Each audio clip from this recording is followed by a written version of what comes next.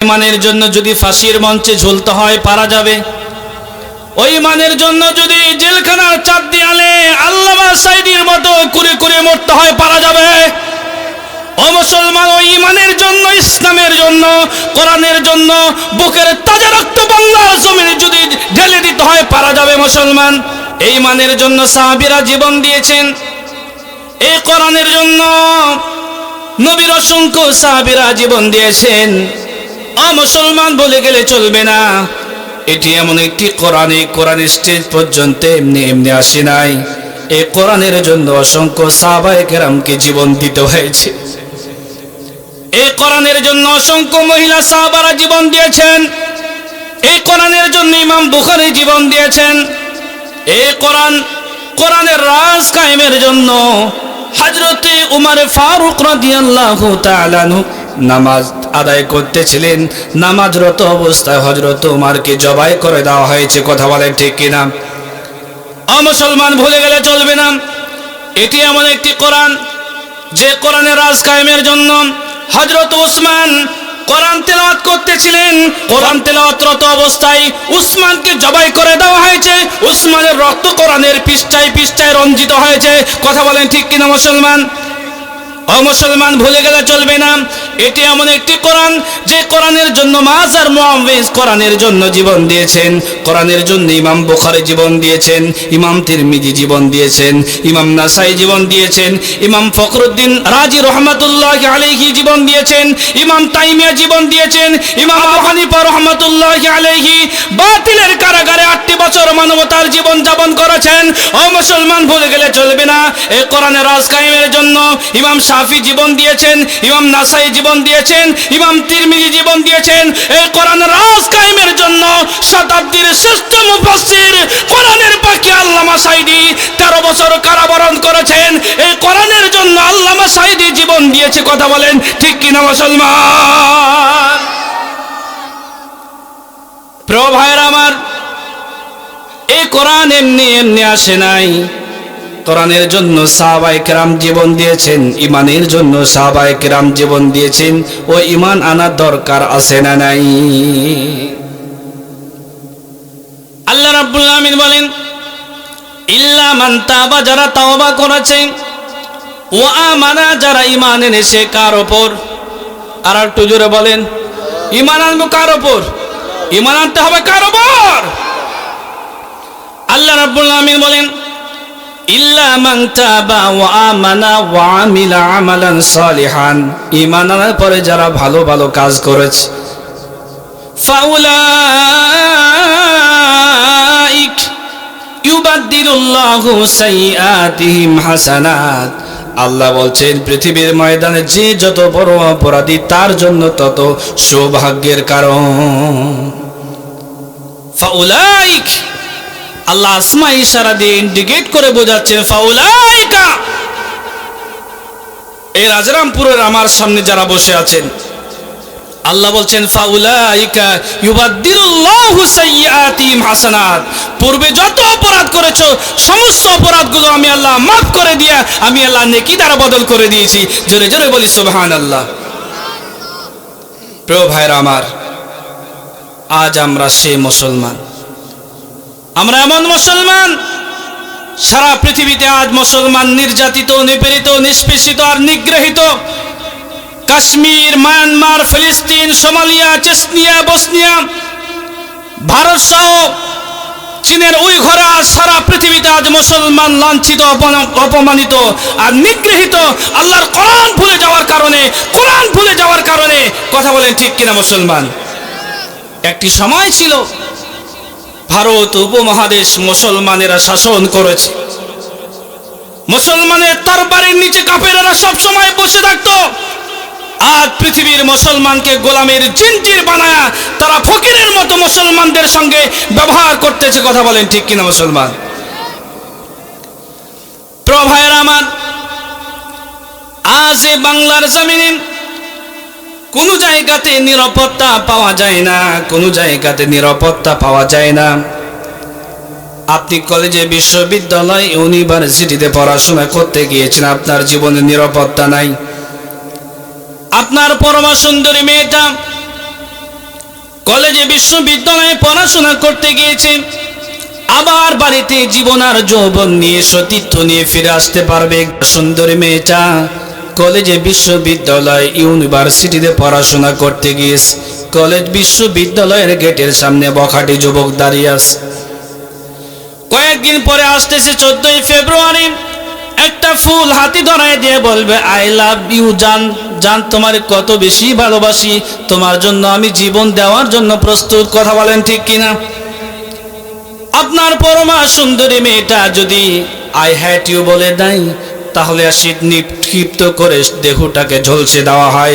এমন বখাটে যুবক এদেশে আছে না নাই? আর যুবকেরা দিনের কান দিয়ে আলোচনা শুনুন।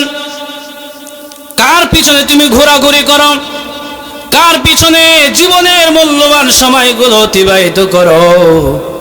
ওই গার্লফ্রেন্ড আর বয়ফ্রেন্ডের পিছনে জীবনের মূল্যবান সময়গুলো অতিবাহিত না করে মালিকের পিছনে যদি সময় অতিবাহিত করো, আল্লাহ রব্বুল আলামিন তোমার উপর রাজি আর খুশি হয়ে যাবে। আজ থেকে 1500 বছর পূর্বে এমন একটি সময় অতিবাহিত হয়েছে।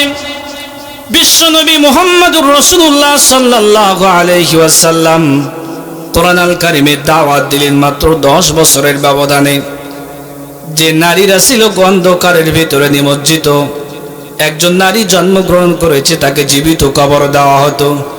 আল্লাহর নবী রাহমাতাল লিল আলামিন ওই নারীদের এত বেশি সম্মান দিলেন, ওই নারীদেরকে ধরে রানীর সিংহাসনে বসায় দিলেন। আমি বলতে চাই মুসলমান,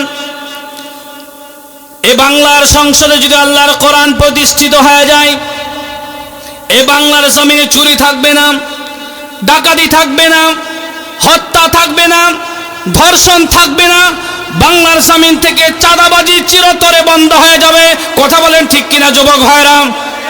এদেশে চাঁদাবাজি আছে না নাই? ডক্টর মিজানুর রহমান আজারি চাঁদাবাজির কথা বলেছে, একদল আবার নিজের গায়ে পেতে নিয়েছে। কথা বলেন ঠিক কিনা? আমি বলতে চাই, তুমি যদি চুরি না করো তাহলে তোমার গায়ে লাগছে কে?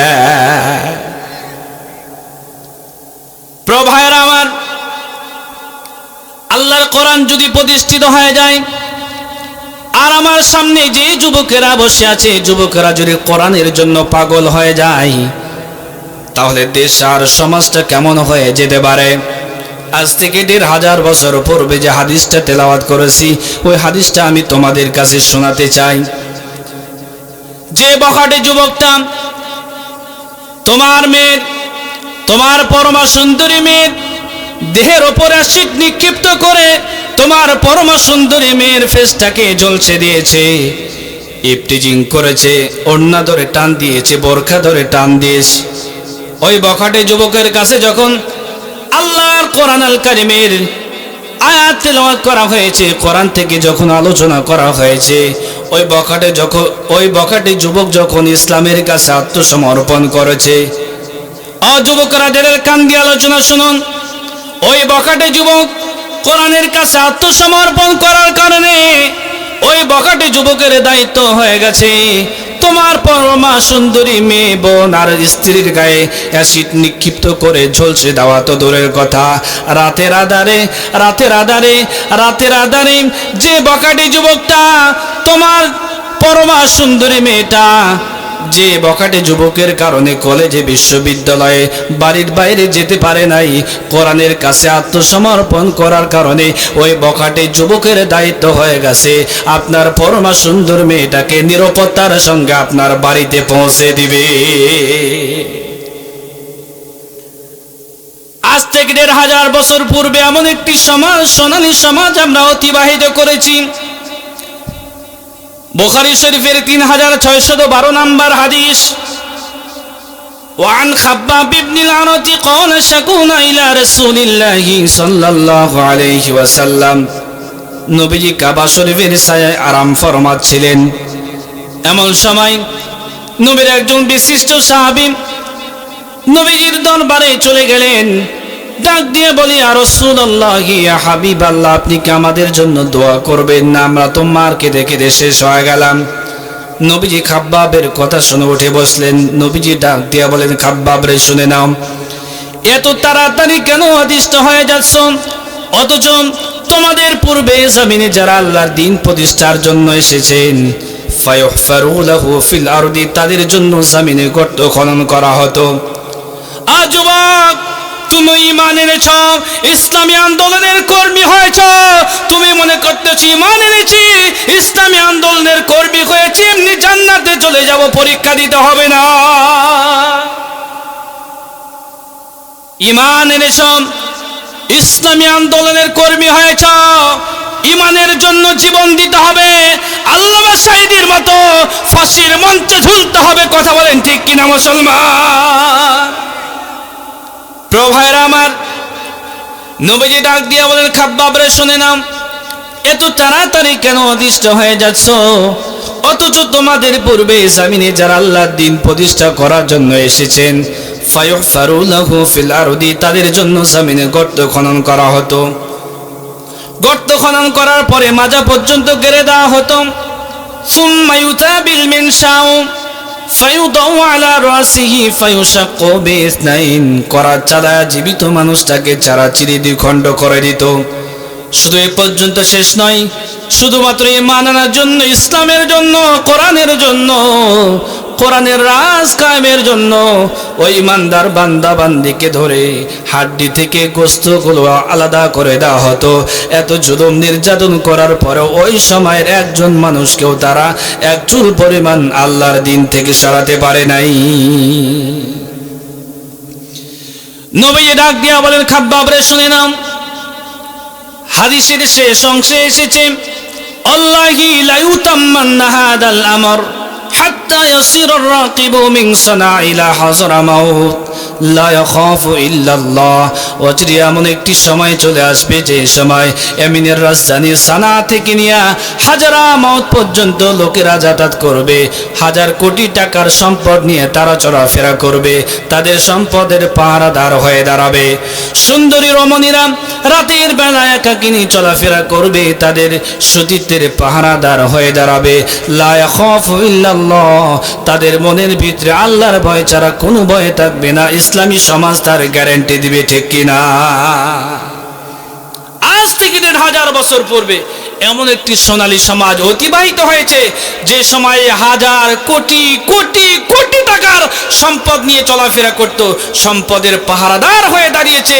যারা, যে সমস্ত মানুষগুলো হাইজাকার, যারা লুটেরা, যারা সন্ত্রাসী ছিল, কোরআনের কাছে আত্মসমর্পণ করার কারণে হাজার কোটি টাকার সম্পদ আপনার বাড়ি পর্যন্ত পৌঁছে দিবে।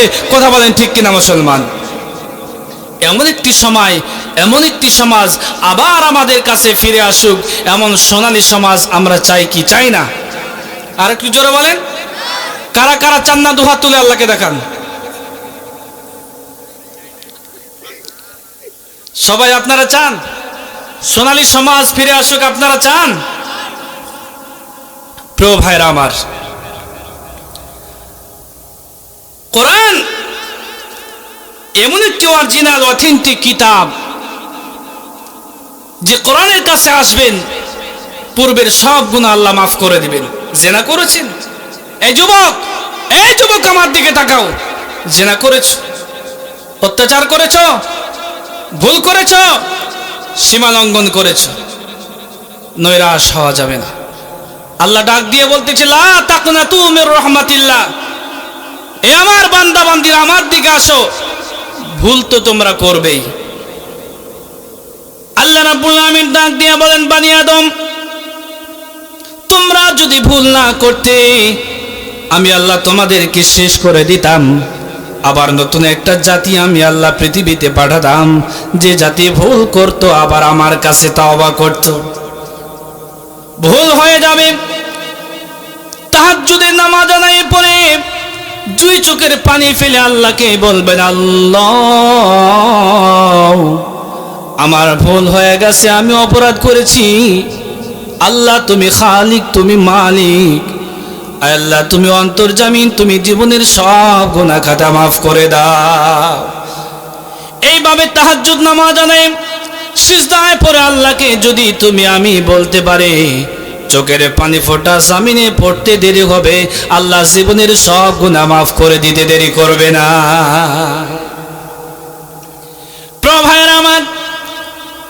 রাব্বুল আলামিন কি চমৎকার ভাবে কোরআনুল কারীমের ভিতরে সূরা নিসার ভিতরে বর্ণনা করেছেন। আল্লাহ পাক বলেন, ইন্নামাত তাওবাতু আলাল্লাহি লিল্লাযীনা ইয়ামালুনাস সাইয়্যাত হাত্তা ইযা হাদারা আহাদাহুমুল মাউত ক্বালা ইন্নী তুবতুল আন ওয়ালাল্লাযীনা ইয়ামুতুনা ওয়া হুম কুফফার। আল্লাহ রাব্বুল আলামিন বলেন, ইন্নামাত তাওবাতু আলাল্লাহি লিল্লাযীনা ইয়ামালুনাস সাইয়্যাত, সুআ বিজাহালাতিন, জাহালিয়াতের কারণে যারা অপরাধ করেছে, যারা সীমা লঙ্ঘন করেছেন, আমি আল্লাহ তাদেরকে মাফ করে দিয়েছি তারা তাওবা করার সঙ্গে সঙ্গে। ওয়ালাইসাতিত তাওবাতু লিল্লাযীনা ইয়ামালুনাস সাইয়্যাত, আর যে সমস্ত বান্দাবান্দি অপরাধ করেছেন, আবার আল্লাহর কাছে তাওবা করেছে, আবার অপরাধ করেছে, আবার আল্লাহর কাছে তাওবা করেছে, আবার অপরাধ করেছে, হাত্তা ইযা হাদারাকাহু আহাদাহুমুল মাউত, আজরাইল মালাকুল মাউত যখন সন্নিকটে চলে আসবেন, ওই সময় আল্লাহর কাছে তাওবা করলে তাওবা কবুল হবে না। বান্দা বান্দি দুইটি সময় যদি তাওবা করে, ওই বান্দা বান্দির তাওবা কবুল করা হবে না। এক নম্বরে গারগারাতুল মালাকুল মাউত, মালাকুল মাউত যখন একেবারে সন্নিকটে চলে আসবে, আপনি যখন মালাকুল মাউতকে দেখে ফেলবেন, আজরাইলকে দেখে ভয়ে ডরে আপনি যখন গড়গড় গড়গড় করবেন, ওই সময় তাওবা করলে আপনার তাওবা কবুল হবে না। আর যেদিন পশ্চিম দিগন্তে সূর্য উদিত হবে, ওই দিন যদি আল্লাহর কাছে তাওবা করেন, তাওবা কবুল হবে না। এই পৃথিবীর ময়দানে নবীদেরও ভুল হয়েছিল। ভুল হওয়ার সঙ্গে সঙ্গে তারা যখন বুঝতে পেরেছে ভুল হয়ে গেছে, আল্লাহর কাছে সঙ্গে সঙ্গে তাওবা করেছেন। হযরতে আদম নবীকে আল্লাহ পাক সৃষ্টি করার পরে আল্লাহ ডাক দিয়ে বলে, আদম রে, হাওয়া রে, তোমারে আমি আল্লাহ জান্নাতে বসবাসের সুযোগ করে দিলাম। আদম হাওয়া জান্নাতের ভিতরে বসবাস করতেছেন। আল্লাহ ডাক দিয়ে বলে, আদম রে, হাওয়া রে, জান্নাতের সব নাজ নিয়ামত তুমি উপভোগ করবে, যেখানে মনে চায় সেখানে যাবে। লা তাকরাবা হাদিহি শাজারা, গাছের নিকটেও যেতে পারবে না। শয়তান কিন্তু বসে নেই। শয়তান এক পা দুই পা করে চলে গেলেন আম্মাজান হাওয়ার কাছে। ডাক দিয়ে বলে, হাওয়া রে, আল্লাহ কেন এই গাছের নিকটে যেতে নিষেধ করেছে তুমি কি জানো? তুমি যদি এই গাছের নিকটে যেতে পারো, আল্লাহ যে সুন্দর জান্নাতে তোমাদেরকে রেখেছেন, এই জান্নাত থেকে কোনোদিন বের করে দেবে না। ওই গাছের নিকটে যাওয়ার সঙ্গে সঙ্গে আল্লাহ পাক জান্নাতি পোশাক খুলে ফেলে দিলেন। আল্লাহ ডাক দিয়ে বলে, আদম রে, হাওয়া রে, উলঙ্গ নারী পুরুষ জান্নাতে যেতে পারে না, যাও আবার দুনিয়াতে চলে যাও এবার। আল্লাহ ডাক দিয়ে বলে, আদম রে, হাওয়া রে, চিন্তার কোনো কারণ নাই। দুনিয়াতে আমি আল্লাহ তোমার এমনি এমনি ছেড়ে দেয় নাই। আমি আল্লাহ তোমার কাছে একটা আইন দিলাম, নোটিশ দিলাম, গাইড বুক দিলাম, সিলেবাস দিলাম, সংবিধান দিলাম। আল্লাহ পাক বলছেন, ফামান তাবিআ হুদায়া ফালা খাউফুন আলাইহিম ওয়ালা হুম ইয়াহজানুন।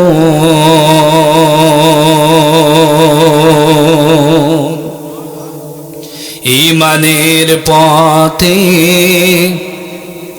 অবিচল থেকে আমার